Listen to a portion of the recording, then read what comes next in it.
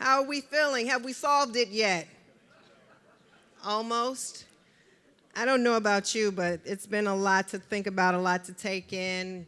I used to be in kindergarten, and I'm sure you all, most of you, went to kindergarten, and I just feel like we need to stand up, move around. Everybody, please, let's get some energy, let go some energy, stand up, talk to the person next to you.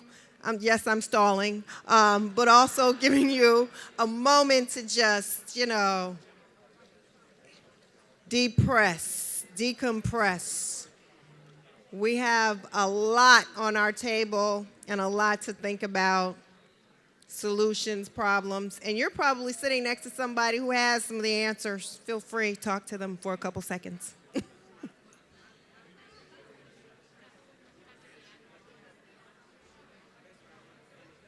I gotcha. I see people from Oakland Intermediate School District here. Thank you for coming. I see a lot of Detroiters here. I see people all the way from Lansing, Ann Arbor. Thank you all for being here today with us. Don't leave the room. We got one of the best parts of the day coming up.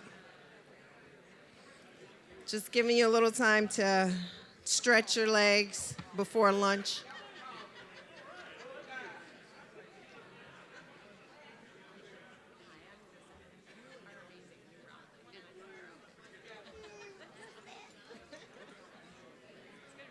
Yes, it is.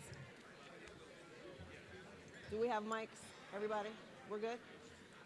Okay, enough of that, class. Let's have our seats. Take our seats.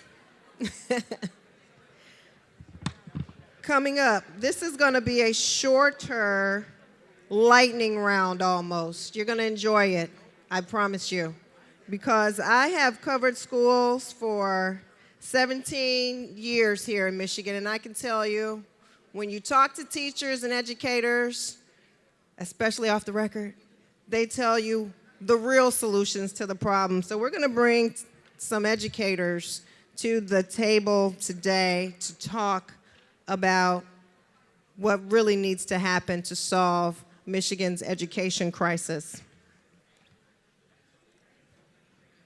All right, we got it? We ready? Elizabeth Moje. I should have let you say that yourself. Elizabeth from U of M School of Education. Chandra Madafferi. Sounds like safari. I was supposed to get that right. I'm sorry. From the Michigan Education Association. We also have Ralph Bland, founder, CEO, New Paradigm for Education. Educators tell us how to solve our problem. I know in your packet we had Nikolai Vitti as our fourth person, but he called and said he's not going to be able to make it, had some emergency to attend to today. So, but let me tell you what, these folks here are going to set us straight. You're going to set her straight?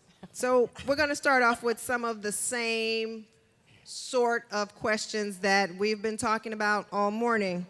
A few weeks ago, I was on a panel, and we were talking about all these really bad statistics and, all these different silos of reports that are coming out and different silos of school improvement plans, how everyone is working separately on supposedly one issue. And I was reminded by Wanda Cook Robinson that our teachers do know how to teach, So teachers know how to teach, kids can learn. What do we need to do? I'm going to start with, let's start with you, Ralph Bland. You're in the classrooms. Your teachers are in the classrooms. We know that Michigan students are falling behind their peers. Our public education is failing our students. We've heard it. Do you agree with the framing of the problem, and what are you doing about it? So it'll be prudent for me to say that universally education is failing, but we are in Michigan.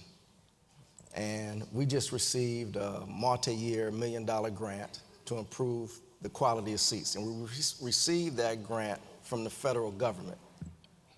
So we do have organizations doing some things right.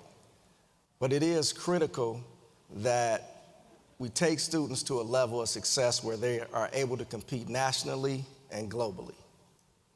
And so the things that we are doing different is that we are affecting at least 1/4 of the students here in the city of Detroit. Our grant is to impact 10,000 students. And so we're 1/4 there. We're impacting about 2,500. But when we talk about the larger issue of student achievement in the state, is what I'm getting to, is how do we all get into the same boat and row in the same direction? So right now, if we look at the education system, we're operating in silos of change. And we don't have one mechanism that pulls educators, practitioners together to norm that work, to leverage the great work that a lot of us are doing. And so until we can do that, we're still going to see pockets and small pockets of excellence and not widespread change like we need to. But in addition to that, we also need to bring along our local community, our business community, our parents, and also our foundations if we want to see that widespread change. So, Elizabeth, Ralph Bland says our universities are failing us, our teachers, our students. What do you say to that? Where do we go? Well, of course, I'm not going to agree with that, that our universities are failing us, but I will say that we can do more. And I would agree with all the panelists throughout the morning that we have to work together. We need a systems approach, we need a collective impact approach, and we need to think about partnerships. We need to think about ways that we can build actually a pre-K through 20 system. We need to engage universities, not exclude universities or blame universities. Call universities to account, ask them to step up, ask us to partner. And we're working intensively on building those kinds of partnerships every day in the School of Education at the University of Michigan. And I know my other education school colleagues are doing the same. So that would be my first response, that we have to build partnerships that will allow us to do the work more carefully, more diligently, and more systematically. We also need to think about how we really develop great teachers. And I think we're going to talk a little bit more in a bit about Absolutely. the supports educators need. I could go into that now, but I'll hold off a bit and say this. We absolutely need great teachers. Amber pointed out earlier this morning that great teachers make a difference. We know that. Of all the things schools control, instruction matters most. But schools don't control everything. So I think it was Paul made the point that there are communities that surround schools. Universities and many other partners, foundations, all sorts of other community partners can come together, actually, to try to build the kinds of supports we need to build around those schools to help great teachers do their work well. And finally, we need great leaders. And that's one thing we haven't talked about very much yet today. Really great building leaders, great systems leaders, and great state policy leaders. We need to have that system working to support teachers in doing the work. I think it was Dave Campbell who said, teaching is harder than it has ever been.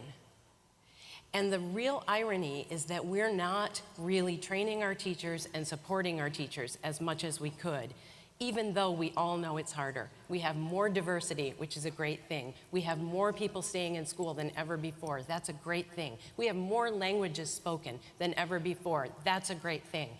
But we have a monolingual teaching force. We have teachers who aren't trained to meet the new standards, and we have leaders who aren't trained to support teachers in meeting those new standards. We all need to work together to do that better. Chandra, you are writing a lot of notes on that page and giving me the side eye. What do you think about this? Our teachers can teach, our students can learn, but we're falling behind, far, far behind. What do you see as some of the solutions that we haven't discussed or that need to come to the forefront?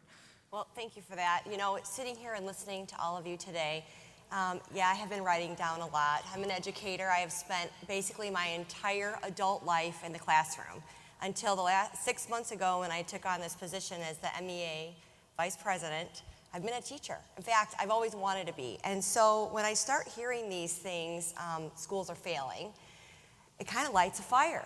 But I have to tell you, since I took this office, I've been on a listening tour, which has really turned into a seeing tour. And I have seen and heard a lot, just like Luke. And so let me kind of back up. I've been a teacher for about 17 years in the Novi community schools. I've taught special education, I've taught general ed health, and I've also been trained as an ESL content shelter teacher for the last many years.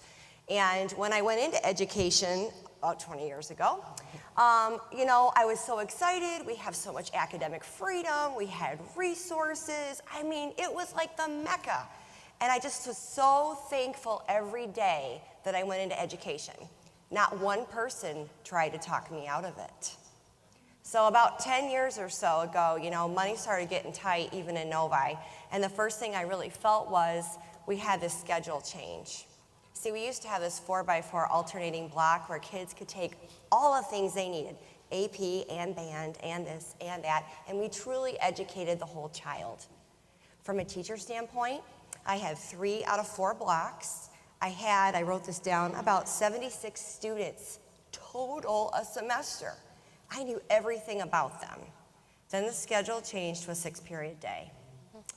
We went to about 150 to 160 students, and I lost 2.5 hours of planning time.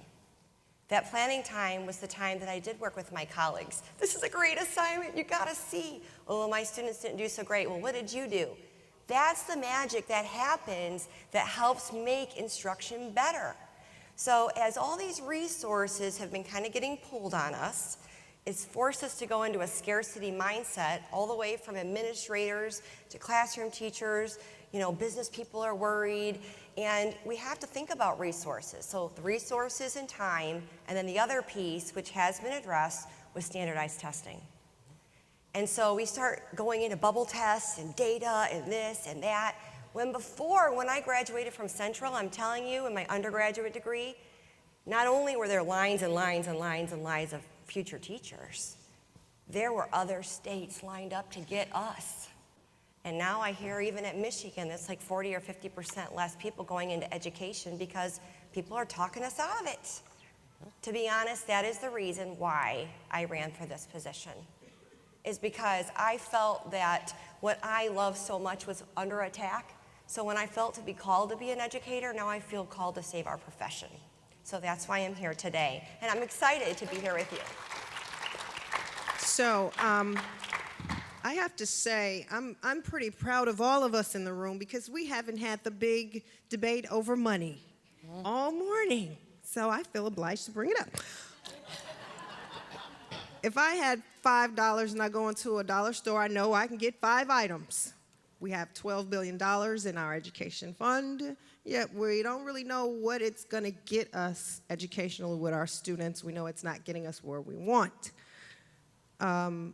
Let's go down in rapid fire, you know, one at a time. What resources, what supports, what do you need, your teachers need to educate our students to a higher level in Michigan? Ralph? So that's a big question. And you only got 5 minutes. And so we could always say they need more material, more professional development, those type of resources. But when we survey teachers and look in a broad spectrum, they really need resources on how to help students with trauma. When those students come in and they have different behavior situations, or they're homeless, or they didn't eat breakfast for that morning, or they know when they're going home and they haven't ate dinner, teachers need resources, access, on how to help those families, because helping those families at the end of the day would help a better successful student. So I think that's key, because more students are coming to school with different type of traumas, even if it's, hey, my parents are separated. They're separated. Counseling, bereavement counseling. So they really need access to how to help students with trauma. Elizabeth. Okay. Well, I'll build on that idea about resources. So I think the greatest resource a teacher can have, first, is knowledge. And they need knowledge about a whole range of things. They need knowledge of child development, which will help them think about trauma. They need knowledge of language. If you're going to teach reading, you must understand the structure and function of the language that you're teaching. They need knowledge of their content area. And we have fallen victim to the assumption that people who know a lot of content can be great teachers. That's not true. They need all of those things combined: knowledge of children, knowledge of language, and knowledge of content. And then they have to wrap all of that in together into know-how, knowledge of how to do the work. So pedagogical knowledge, how to teach, is different from the content knowledge one possesses. If people really understand how to teach, they can engage children and youth in interesting, purposeful, meaningful activity that will help them learn literacy, help them learn science and math and so on. And they can also learn to differentiate. They need that knowledge of how to meet the needs of all those different children in their classrooms.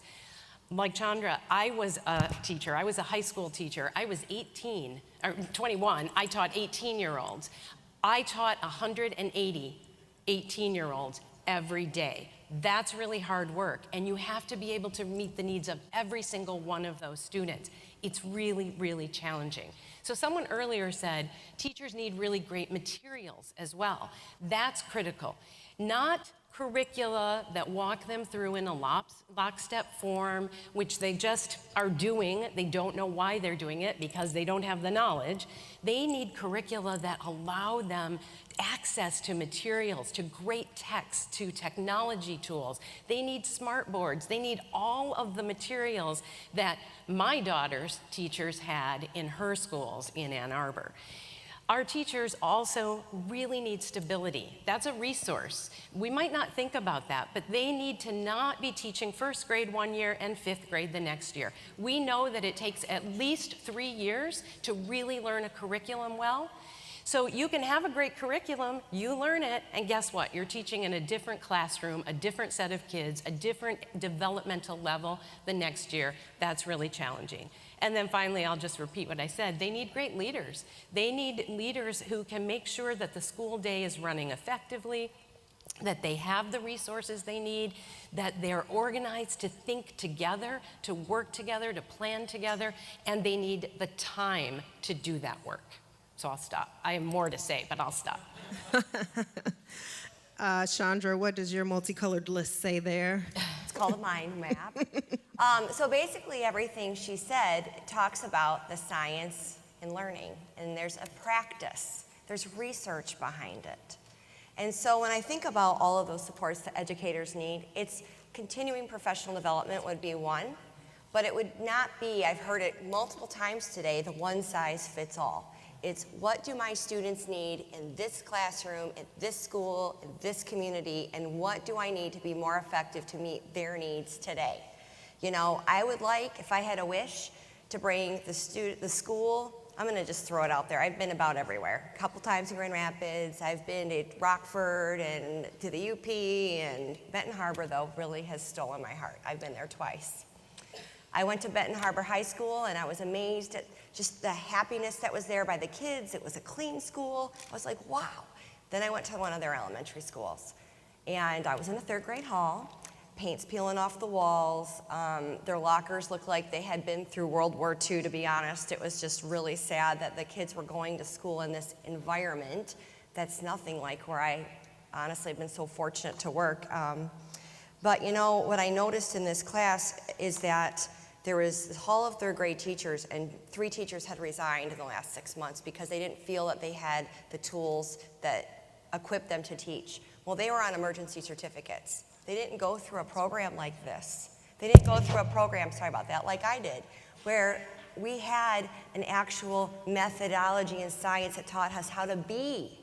And so to quit, they have emergency subs back in now. This is happening all over the place. And the other class, they just couldn't fill. So they just broke it apart, 3, 3, 3, 3, 3. So, but the thing is, when I looked in those students' eyes, they were so happy to be there. And the teachers that were there still standing, that are standing, are still trying to do the best. So until we bring the students and the schools that are at the very bottom up to have the same thing at the top, I think it's really hard to have this kind of a conversation without really looking at those pieces. Okay, do we have time for a few questions, maybe? I mean, we have the education experts here, the people who are closest to our kids, and if you have some questions, concerns, comments, I think we got time for at least a couple. Elizabeth. Could I just say one thing? The last thing I would say, in addition to training and long-term training, teacher residencies, teachers need respect. That's what they really need. That's why teachers are leaving the profession. They are not respected. Their professional judgments are not valued. We need to respect our teachers. Notice how no one up here said $20,000 more a year. Well, that would be good too. Dean, I had a chance to speak to Ms. Noonan, who was the speaker, one of the speakers from Massachusetts, and she told me that their greatest stumbling block is the resistance to change, any change by teacher college faculty. How has your curriculum and your courses changed to meet contemporary challenges? Thank you for asking that. We, first of all, we engage our interns in extensive practice from day one of their programs. They are in classrooms. They're in classrooms 2 days a week in their first semester, and they're working with expert mentor teachers. We handpick those experts, and we're in the field with them, watching that instruction. We video record instruction and then analyze it together with our interns, and we walk them through learning core practices, core competencies of teaching, so that they can then take that back into practice and continually engage in that work throughout their time in the program. We've increased our time in classroom exponentially since I arrived at the University of Michigan 21 years ago. So there may be places that are resistant to change. I don't know them. They're working hard to do a better job to educate our teachers. One of our biggest challenges is we don't have the time, we don't have the extensive time in training that we would really like to have. So something we're doing is building a teacher residency. We're going to be working with our graduates in practice for 3 years after they graduate, because nobody enters a profession perfect, right? Nobody is perfectly trained for a profession. They need support and continued support. So building on a medical school model of residency, we're going to be engaging in that work with our young teachers. Good morning, Rachel Downs. I actually came into this conversation about 8 years ago as a busted commercial real estate broker with no degree. And it was when I toured Ralph Bland's school, I actually made a decision. I went back to school, I got a degree in public administration and community development, and I just finished a master's in professional and school counseling. I can tell you, as a business professional who's now working as a school counselor, we need to give kids the tools so that they're ready to learn. We're bludgeoning them with content. They are traumatized. We have the 4th worst school counseling to student ratio in the country. It's 742 school counselors per student. We should be at 1 per 250. When I took the counseling school children class, which was my 3rd class in graduate school, and I read the American School Counseling Association national model, I thought to myself, and this is Dan Vauner had a great point, we're sitting around, we're wringing our hands, what should we do? If you buy that book on Amazon and read it over the weekend, it's common sense. To Chandra's point, we are stretching teachers to a point where they can just do the bare minimum. They don't have time to cultivate real relationships with kids to understand what traumas they're facing so that we can get them the wraparound tools and supports that are available. As a broker, it's about brokering, matching kids to the resources and the programs and the money that is out there. We need to invest in school counseling. We need to give teachers the time to do the thoughtful design, planning, and relationship building so that kids can succeed. We are pushing them through the system, and they are not even in a position to qualify for a minimum wage job, much less a skilled trades position. Counselors, training. We're hearing a lot here. Again, 1 minute, quick round robin. Last comments for this session. We'll go this way this time. Go ahead, Chandra. Okay, it is my wish that education would truly become a nonpartisan issue. I am an independent. I guess now I decided that I'm in the purple party because we got the Dems and Republicans and the Greens. So the reality is, though, the conversations we should have should start with the child in the chair, in the classroom. When I think of MEA, I think of us as the bubble that protects that kid, that protects best practice, to have the paraprofessional in there helping. We've lost a lot of them too, and I had a list. Social workers and counselors, literacy specialists to help with the 3rd grade reading bill. I mean, we need all of these things. And so I just would like to say that if we can truly live into what we are speaking and build bridges, then, we're not going to be able to do this, but together I believe that we can. So thank you. Thank you. Elizabeth? Well, I would say ditto to that, first of all. And then I would add that we really need to support our teachers with respect. We need to change the narrative and the discourse about teaching if we hope to recruit new young people into the profession for the future. Ditto, ditto. I think it's very critical. We need to go back and we need to look at Boston. I think in 2000, Boston doubled their per pupil expenditure. They made a lot of gains as far as the education front. In Michigan, we kind of drag our feet a little bit too long.